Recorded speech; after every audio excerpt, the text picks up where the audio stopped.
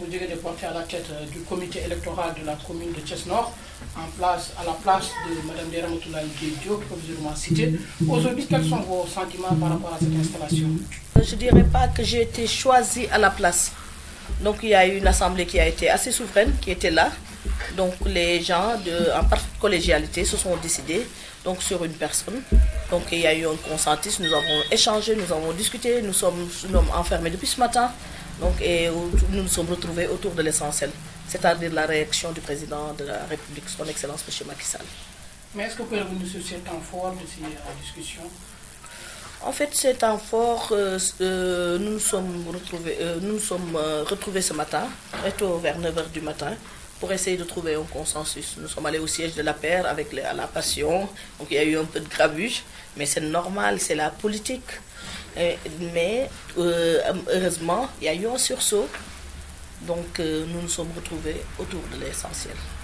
Alors, les populations à la base, vous souhaitez que quand même des personnes comme vous soient portées aux grandes instances pour pouvoir mener à bien cette campagne, pour donner quand même un second mandat au président Macky Sall. Vous êtes d'avis avec eux? Oui, moi je suis mieux que par un seul intérêt. Cette visite de courtoisie, maintenant je suis venue chez Melé. Donc je vais me déplacer, aller chez la ministre, aller chez les autres leaders, Ndiaga Wade, Mor Ndiaye Mbaye, le ministre Maguette Seye, Ibrahim Wade, Abdou Fall, tous les autres, Charles VI, le DG de la solde, tous les responsables, les Fatsané du mouvement Mariem, Maguette Diop, Diegay, les femmes sérères, en l'occurrence Soso Ndeytine, les femmes du village rattaché, M. Maguette Ndiaye de Kër Modou Ndiaye, Ndeye Astou de Kër Seyib Ndoye. Donc je vais aller vers eux, leur tendre la main. De toute façon, ils étaient toutes là, tout à l'heure. Je mets aussi Cheikh Ndoye de Ngent, Tala de Ngent également, les centres où nous avons de gros problèmes. Donc moi, je vais y aller. Donc je vais aller vers eux, leur tendre la main. De toute façon, elles étaient toutes présentes. Je pense que toutes les parties prenantes de la zone nord, ça, oubliez la coalition présidentielle, les membres de la coalition présidentielle, ils étaient tous là. Donc voilà, nous avons décidé, mais cette visite-là s'inscrit dans le cadre des visites que je vais faire à d'autres leaders. Donc comme Molay, Mor Ndiaye et autres, entre autres. Donc je vais y aller, leur dire, porter la bonne parole comme on dit. Donc leur dire qu'actuellement l'heure est au travail, il faut qu'on se retrousse les manches. Donc et puis voilà, aller à l'essentiel, ça veut dire la réélection du président.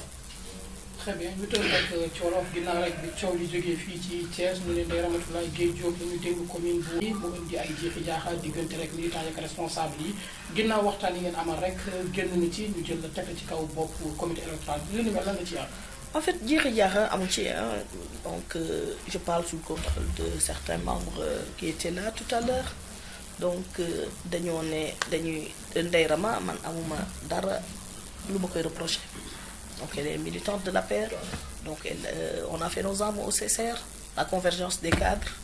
Donc amuñu lenn ñu koy reprocher, mais xam nga nag politique aussi la base est souveraine. Man proposé wu ma sama bopp. Donc bi ñuy waxtaan dañoo ne dañ ko proposé ñoom, mais assemblée bi déjà looloo ñu une facteur looloo ñu indi looloo taxoon ñu xaarandiku. Mais ñun amuñu rien contre sa personne. Ndeye Rama est ministre de la République. C'est une fierté pour la zone, c'est une fierté pour la région de Thiès. Elle est la seule ministre de Thiès, de la commune de Thiès plutôt. Donc li ñuy attendre d'elle mooy mu ñëw xam ne yëf yi du yëfu poste yëfu ñëpp la donc jigéen ñëpp joxanteeg moom loxo àndandoog moom ñu falaat son excellence le président de la République. Est-ce que mu ngi ñëwaat ci liggéey bi tax rek tey ñu tànn la ndax ci consensus pour nga jiite suba ak léegi. Liggéey bi de xanaa peut-être dañoo gis travail de terrain acharné si aussi parrainage yi defe naa ni suñu fi rawul zone nord kenn rawul. Donc ak tamit travail de terrain ak tamit ak ñi may jàppale ñëpp parce que le mérite ça revient aux femmes jigéen ñi xam nañu nag pàcc bam solo lañ ci élection te dañ fi daan teg ay comité électoral mais ñaan nañu yàlla bii doon boo xam ne ñëpp a koy téye seen bopp ñëpp ciy gis seen bopp xam ne ñëpp nag tamit benn mbir rek la ñu mbër muy falaat son excellence le président de la République donc amuma benn xalaat ñeene ni président am na ci ñu bëri ñu mel ni ñoom Malay ñii dañuy liggéey ak moom ci def seen doole ak seen temps donc ak ñu mel ni ñoom mouvement de soutien yi ñoom ñëpp mën nañu lu dul fédéré ñëpp àndandoog ñëpp ñoom ñëpp ñu xam ne yëf yi seen yëfu bopp la ñu jóg campagne son excellence pour que mën a gagné muy centre mu Ndiaye Thiaw bi Cheikh Ibra ak centre zone nord 19 centre yëpp nag ñu gagné ko donc fu leader nekk rek dinañ dem vers yow seeti la waxtaan ak yow donc pour que ñun ñëpp su neexee yàlla au soir du 24 février ñu mën a am ndam ci barke Nabi Moustapha. donc li may commencé mooy damay sant sama wéeruwaay muy sëñ Mouhamadul Mounir sant sama papa sëñ Abdou Razak mi ma booleeg El Hadj Ahmad Ndiéguène donc sant waa kër fi ma nekk kër Cheikh sant sama sëriñ sëñ Assane Fall bu Cheikh Fall Baye góor donc foofu laa waroon a njëkk commencé samay bunt donc si kër gi ak sama papa sëñ Mbacke Fall léegi rek maa ngi moom a doon échanger bu sëñ Modou Moustapha donc ak sant nuyu njaboot gi ma fi fekk yëpp parce que Baye Fall yi man su ma ñëwee seen penc mi fii tey mënuma lu dul bien que taaxi kaw nag laa dëkk ndax mu njaay ca wajur sama yaay mais nag su ma ñëwee kër bu nekk daa am buntu loo tax ma sant tamit di ziar sama sëriñ soosu di jël ziar bi yëpp di ko teg si loxo sëriñ Assane bu sëñ Cheikh Fall Baye góor allahumma salli ala Seydina Mohamed. Maly Diop, responsable politique APR Thiès Nord, vous avez été choisi comme mandataire pour les prochaines séances électorales. Est-ce que vous revenez un peu sur les sentiments et votre appréciation par rapport à cette situation? Merci Oumar.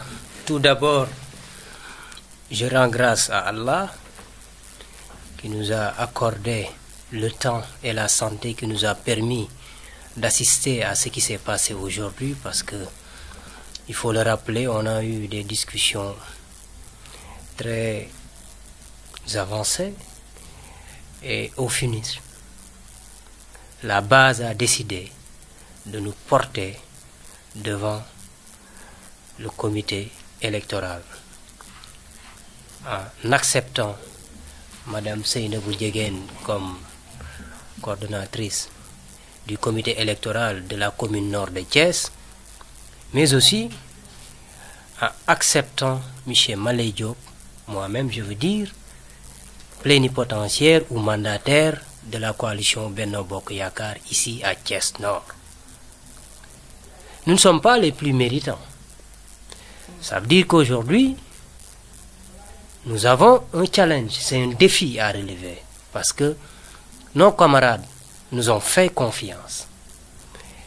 Et cela dit que nous devons aujourd'hui, Seynabou et moi, et le reste du groupe, parce que nous allons compléter, Inch'Allah, mercredi, pour les autres postes qui restent, parce qu'aujourd'hui, il fallait déjà mettre en place, en tout cas, le comité, mais il fallait choisir les deux, vraiment, postes clés qui va mener à bien cette mission que nous allons, en tout cas, engager avec toute la grande coalition, à savoir la coalition Benno Bokk Yakaar, mais aussi les mouvements de soutien qui ont répondu présent autant pour moi, tels que Siggi Jotna, And Nawlé et tant d'autres.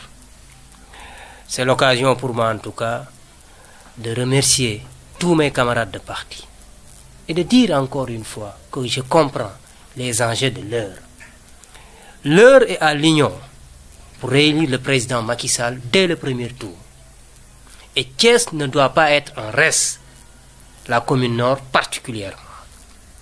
Seynabou, qui est aujourd'hui porté à la tête du comité électoral, et une sœur, mais aussi un camarade de parti qui me porte dans son cœur, parce que chaque fois, elle le dit, elle le répète, que je suis son frère. Alors, ce que nous avons montré aujourd'hui prouve que nous avons tous compris que l'intérêt, c'est l'union des cœurs, c'est ce travail d'équipe que nous devons vraiment mettre sur pied pour pouvoir gagner ici au nord et participer à la réélection du président Macky Sall, le candidat de Benno Bokk Yakaar. Et je pense que nous allons gagner, Inch'Allah, parce que ce qui s'est décidé aujourd'hui montre clairement que tout le monde au niveau de la commune est engagé et prêt à travailler la main dans la main et taire ses ambitions, parce que nous avons compris que c'est une seule candidature aujourd'hui et que nous sommes une famille Et je pense que c'est le plus important. En tout cas, c'est l'occasion pour moi de remercier tous mes camarades de parti, de leur sincérité, de leur générosité, parce que c'est une générosité. Parce qu'il y a eu un consensus. Il y a eu un consensus et il n'y avait pas que Seynabou Ndiéguène et Maleye Diop. Il y avait des ministres de la République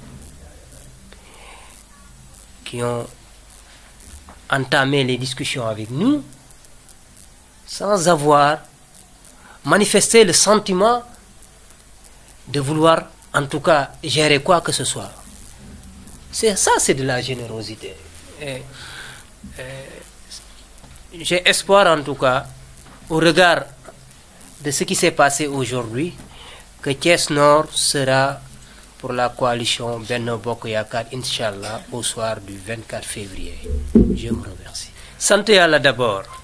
Sant Yàlla mi ñu may ñu fekke ko ba tal ko man ko def ci bismillahi rahmaani rahim ba jeexal ko ci alhamdulillahi rabbil alamin mais jeexal ko ci jeexal bi gën a rafet ndax dañu ko bokkoon ak suñuy nawle mooy suñuy camarade de parti te ñu bëri ci ñoom président am ci ñoom confiance jox leen ndomba tànk yu am doole ci réew mi ministre yu bëri ñu nga fa woon bokkoon fa daje ak coalition Benno Bokk Yaakaar ak la grande coalition maanaam mouvement de soutien yi bu ngeen xoolee ci suba gis nañu fa ànd nawle mais gis fa aussi présence su mouvement Siggi jot na bu président Abdoulaye Dièye gis fa le PS gis fa LD gis fa parti coalition bi yépp ñu ñëw ni ñu lu ngeen d'accord nañ ko loolu générosité la AFP taxaw répété loolu ni lu ngeen d'accord nañ ko loolu aussi générosité la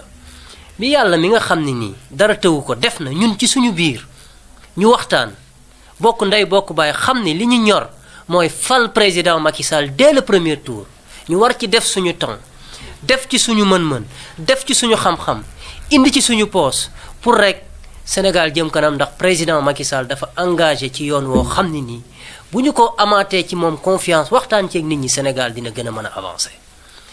bi loolu amee juboo nañ ci lii nga xam ni wax nga ko mooy Seynabou Ndiéguène coordonné Maleye Diop nekk plénipotentiaire maanaam mandataire parti bi mais loolu sas la ndax ñi nga xam ne ñooñu ko sas ay kàngam lañ ci parti bi waaye loolu aussi dinañu gën a ñaax ñu gën a yokk suñu liggéey ça confirme encore une fois que am nañ légitimité ci parti bi am nañ taxawaay bu ñu am ci parti bi waaye ëpp ñu sañ-sañ ñi ci des ëpp ñu sañ-sañ ndaw ñi parce que taxaw nañ ci taxawaay bu am solo te jàpp naa ni président Macky Sall li mu mbëgg ak li mu bëgg ci Sénégal li ci ëpp ndaw ñi am nañ ci solo jigéen ñi am nañ ci solo fi may daanale mooy jàpp naa ni ko Seynabou nii defee dinañ ko continuer def ko ci kër leader yëpp te lii mooy wane ñun zone nord li ñu yaakaaroon ci ñun amul bokk nañu ndey bokk nañu baay comprendre nañ li président bëgg wuy nañ ko ci ba defal nañ ko li ñu bëgg li ci des mooy ànd liggéey def suñu proximité waxtaan ak askan wi wax leen président li mu bëgg ci réew mi wax leen ñi nga xam ne ñoom lañ ci àndal ñu mën a jox ndam li le 24 février incha allah président Macky Sall maa ngi leen di sant